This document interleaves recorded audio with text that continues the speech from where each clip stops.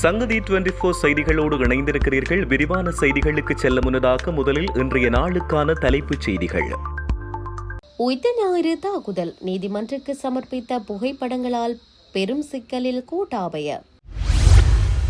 கழுத்தை நெரித்தே மருத்துவர் கொலை, சந்தேக நபரின் வாக்குமூலம், பல திடுக்கிடும் உண்மைகள். வவுனியா முதல்வர் சாவகச்சேரி உபதவிசாளர் அதிரடி பதவி நீக்கம். வீதியை கடக்க முயன்றவர் லொரி மோதி பலி, சாரதி படுகாயம். கிளிநொச்சியில் காவல்துறை அதிரடி, 12 அதிவேக மோட்டார் சைக்கிள்கள் பறிமுதல். 16 வயதிற்குட்பட்டவர்களுக்கு சமூக ஊடக தடை, முன்மொழியப்பட்ட சட்டமூலம். நீதிமன்ற சான்று பொருளை மாற்றிய காவல்துறை உத்தியோகத்தர் கைது. தொடர்வன விரிவான செய்திகள். உயிர்த்த ஞாயிறு தாக்குதல் தொடர்பில் முன்னாள் ஜனாதிபதி கோட்டாபய ராஜபக்சவை கைது செய்வதை தடுக்கும் உத்தரவை கோரி தாக்கல் செய்யப்பட்டுள்ள எழுத்தாணை மனு நேற்று மீண்டும் மேன்முறையீட்டு நீதிமன்றில் விசாரணைக்கு எடுத்துக் கொள்ளப்பட்டது. இதன்போது மனுதாரரான கோட்டாபய ராஜபக்ச சார்பில் முன்னிலையான ஜனாதிபதி சட்டத்திரணி ரொமேஷ் டி சில்வா நீதிமன்றில் விடயங்களை முன்வைத்தார்.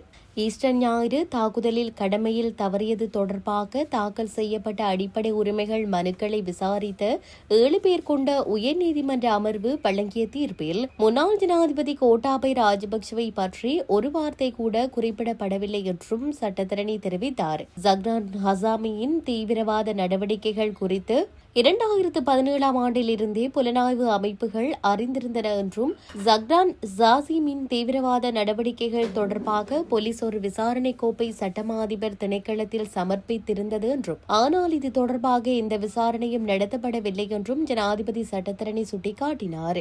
எதிர்மனுதாரிகளால் நீதிமன்றில் சமர்ப்பிக்கப்பட்டுள்ள அசாத் மௌலானாவின் வாக்குமூல பிரதியுடன் சில படங்களும் தாக்கல் செய்யப்பட்டுள்ளன. பிள்ளையான் மற்றும் கருணா ஆகியோருடன் கோட்டாபய ராஜபக்ச அரசியல் நடவடிக்கைகளில் ஈடுபட்டதை ஏற்றுக்கொண்ட சட்டத்தரணி அந்த படங்கள் அரசியல் கூட்டங்களின் போது எடுக்கப்பட்டவை என்றார். அரசியல் நடவடிக்கைகளில் ஈடுபடும் போது இவ்வாறான படங்களை எடுப்பது சாதாரணமான ஒன்று எனவும், அதன் மூலம் மனுதாரர் உயிர்த்த ஞாயிறு தாக்குதலுடன் தொடர்புடையவர் என சந்தேகிக்க முடியாது எனவும் அவர் வலியுறுத்தினார்.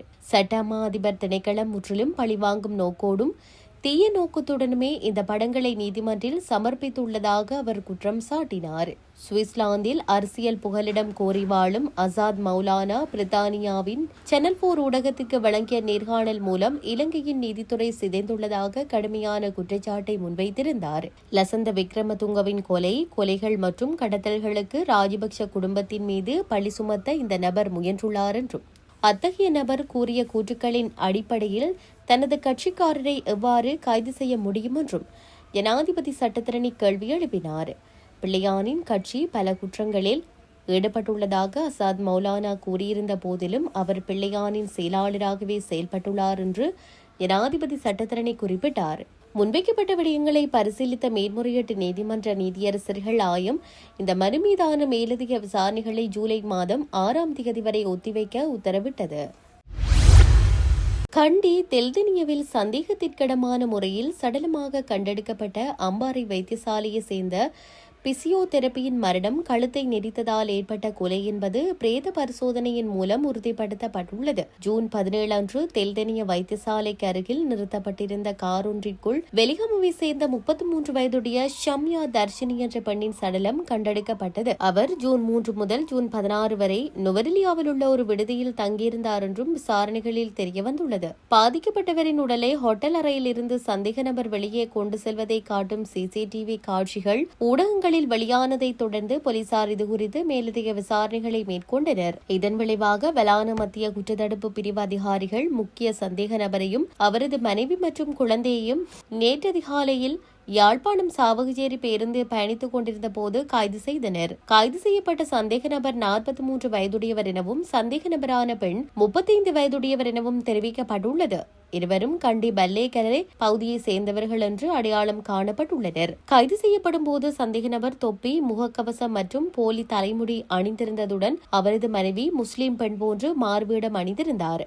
பிரதான சந்தேக நபர் தன்னை ஒரு தமிழர் என காட்டிக் கொள்வதற்காக யாழ்ப்பாணத்தில் ஒரு சில தமிழ் வார்த்தைகளையும் கற்றுக்கொண்டதாகவும் விசாரணைகளில் தெரியவந்துள்ளது. கைதான சந்தேக நபர் தான் யாழ்ப்பாணத்திலிருந்து வவுனியாவிற்கும் அங்கிருந்து குருநாகல் சென்று அங்குள்ள தனது ஏனைய இரு பிள்ளைகளையும் பார்த்த பின்னர் சரணடையவிருந்ததாக கூறினாலும் அவர்கள் யாழ்ப்பாணத்திலிருந்து இந்தியாவிற்கு தப்பி செல்லவே திட்டமிட்டிருந்ததாக போலீசார் சந்தேகிக்கின்றனர். கொலை நடக்கும் போது தான் திகன பகுதியில் உள்ள வீட்டில் இருந்ததாக சந்தேக நபரின் மனைவி தெரிவித்துள்ளார். எனினும் சந்தேக நபரால் ஏமாற்றப்பட்ட பெண்களிடம் தன்னை சந்தேக நபரின் மூத்த சகோதரி என்றே அடையாளப்படுத்தியுள்ளார் என்பதும் தமது 3 பிள்ளைகளில் இருவரை கடந்த 21ஆம் திகதி நாரமலவில் உள்ள வீட்டில் விட்டு சென்றதும் விசாரணைகளில் அம்பலமாகியுள்ளது. தான் விடுதிக்கு சென்று பார்த்தபோது குறித்த பெண் உயிரை மாய்த்து கொண்டிருந்ததால் பயந்து போய் சடலத்தை வாகனத்தில் கொண்டு வந்து விட்டதாக சந்தேக நபர் கூறினாலும் பிரேத பரிசோதனையில் அந்த பெண் கழுத்து நெரிக்கப்பட்டதில் உயிரிழந்துள்ளார் என்பது உறுதியாகியுள்ளது.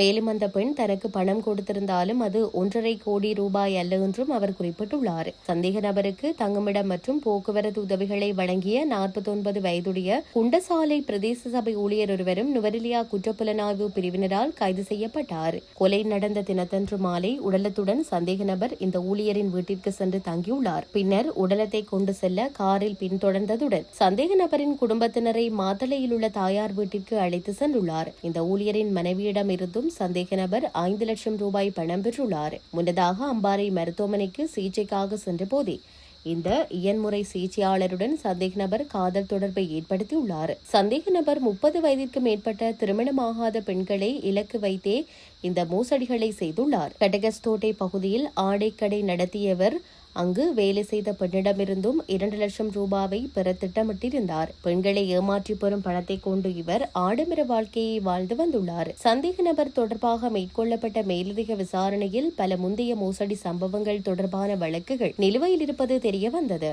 பிரதான சந்தேக நபரும் அவரது மனைவியும் மேலதிக விசாரணைக்காக தற்போது நுவரெலியா போலீசாரிடம் ஒப்படைக்கப்பட்டுள்ளனர்.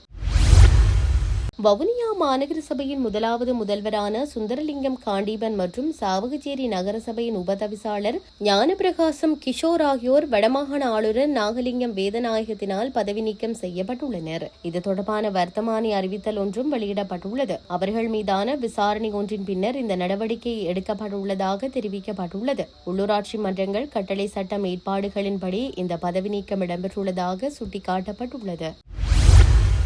புத்தளம் போலீஸ் பிரிவுக்குட்பட்ட புத்தளம் குருநாகல் வீதியில் புத்தளம் நகருக்கு அருகில் செவ்வாய்க்கிழமை இரவு இடம்பெற்ற வாகன விபத்தில் பாதசாரி ஒருவர் உயிரிழந்துள்ளார். குருநாகல் திசையை நோக்கி பயணித்த லொரியொன்று வீதியை கடக்க முயன்ற பாதசாரி மீது மோதியதில் இந்த விபத்து இடம்பெற்றுள்ளது. விபத்தில் படுகாயமடைந்த பாதசாரி புத்தளம் வைத்தியசாலையில் அனுமதிக்கப்பட்டு சிகிச்சை பெற்று வந்த நிலையில் சிகிச்சை பலனின்றி உயிரிழந்துள்ளார். உயிரிழந்தவர் மிகதின்ன பகுதியைச் சேர்ந்த 64 வயதுடைய நபர் என அடையாளம் காணப்பட்டுள்ளதுடன் விபத்தை ஏற்படுத்திய லொரியின் சாரதியும் காயமடைந்து புத்தளம் வைத்தியசாலையில் சிகிச்சை பெற்று வருகிறார். கிளிநொச்சி பகுதியில் பொதுமக்களுக்கும் போக்குவரத்திற்கும் இடையூறு விளைவிக்கும் வகையில் அதிவேகமாக பயணிக்கும் மோட்டார் சைக்கிள்களை கட்டுப்படுத்தும் நோக்கில் போக்குவரத்து காவல்துறையினரின் விசேட அதிரடி வீதி சோதனை நடவடிக்கை முன்னெடுக்கப்பட்டது. வீதி விபத்துக்களை தடுப்பதையும் பாதசாரிகள் மற்றும் ஏனைய வாகன சாரதிகளின் பாதுகாப்பை உறுதிப்படுத்துவதையும் நோக்கமாக கொண்டு நேற்று முன்தினமும் நேற்றும் இந்த அதிரடி சோதனைகள் நடத்தப்பட்டன. இவ்வீதி சோதனையின் போது பல்வேறு போக்குவரத்து விதிமீறல்களில் ஈடுபட்ட 12 அதிவேக சொகுசு மோட்டார் சைக்கிள்கள் காவல்துறை சட்ட நடவடிக்கைக்கு உட்படுத்தப்பட்டுள்ளன. வீதியில் செல்லும் பயணிகளுக்கு ஆபத்தை விளைவிக்கும் வகையில் வாகன இலக்க தகடுகள் எதுவும் பொருத்தப்படாமல் இயக்கப்பட்டமை, மோட்டார் சைக்கிள்களுக்குரிய முறையான சட்டப்பூர்வ ஆவணங்களின்றி செலுத்தப்பட்டமை, தகுந்த சாரதி அனுமதி பத்திரம் இல்லாத நபர்களால் இவை ஓட்டி வரப்பட்டவை ஆகிய காரணங்களால் இந்த மோட்டார் சைக்கிள்கள் சட்ட நடவடிக்கைக்கு உட்படுத்தப்பட்டுள்ளன. பொதுமக்களின் பாதுகாப்பிற்கு அச்சுறுத்தல் ஏற்படுத்தும் வகையில் போக்குவரத்து விதிகளுக்கு முரணாகவும் செயல்படும் வாகன சாரதிகளுக்கு எதிராக இனிவரும் நாட்களிலும் இத்தகைய கடுமையான சட்ட நடவடிக்கைகள் தொடரும் என கிளிநொச்சி போக்குவரத்து காவல்துறையினர் தெரிவித்துள்ளனர். சிறுவர் சமூக ஊடக தளங்களை அணுகுவதை கட்டுப்படுத்தும் நோக்கில் ஒரு தனிநபர் சட்டமூலம் ஒன்று புதிய ஜனநாயக முன்னணியின் நாடாளுமன்ற உறுப்பினரும் ஜனாதிபதி சட்டத்தரணியுமான ஃபைசர் முஸ்தபா தெரிவித்துள்ளார். சமூக ஊடக குறைந்தபட்ச வயது சட்டமூலம் என பெயரிடப்பட்டுள்ள இந்த முன்மொழியப்பட்ட சட்டம் 16 வயதிற்குட்பட்டவர்கள் சமூக ஊடக சேவைகளை அணுகுவதை தடை செய்ய வலியுறுத்தியுள்ளது. இதேவேளை இது குழந்தைகளின் இணைய பாதுகாப்பை மேம்படுத்துவதையும் தீங்கு விளைவிக்கும் டிஜிட்டல் உள்ளடக்கத்திற்கு அவர்கள் ஆளாவது தொடர்பான கவலைகளை களைவதையும் சமூக ஊடக பயன்பாட்டிற்கு ஒரு குறைந்தபட்ச வயது தேவையை அறிமுகப்படுத்துவதையும் நோக்கமாக கொண்டுள்ளதாக தெரிவிக்கப்பட்டுள்ளது. அதன்படி இந்த சட்டம் இயற்றப்பட்டால் இலங்கையில் சமூக ஊடக அணுகலுக்கான குறைந்தபட்ச வயதை நிர்வகிக்கும் ஒரு கட்டமைப்பு நிறுவப்படும். இதன் மூலம் சமீப மாதங்களில் இதேபோன்ற கட்டுப்பாடுகளை அறிமுகப்படுத்திய அல்லது பரிசீலித்து வரும் பல நாடுகளின் வரிசையில் இலங்கையும் இணையும் என கூறப்படுகிறது.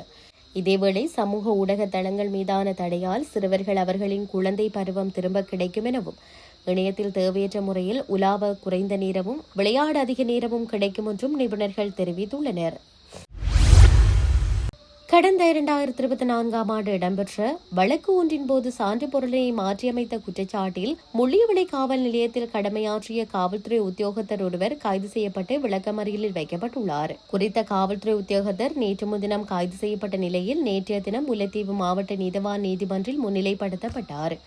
இந்த நிலையில் அவரை எதிர்வரும் 2/7/2026 அன்று வரை விளக்கமறியலில் வைக்குமாறு நீதிமன்றம் உத்தரவு பிறப்பித்துள்ளது. இத்துடன் செய்திகள் யாவும் நிறைவு பெறுகின்றன. மேலதிக செய்திகளுக்காக சங்கதி 24.com உடன் இணைந்திருங்கள். வணக்கம்.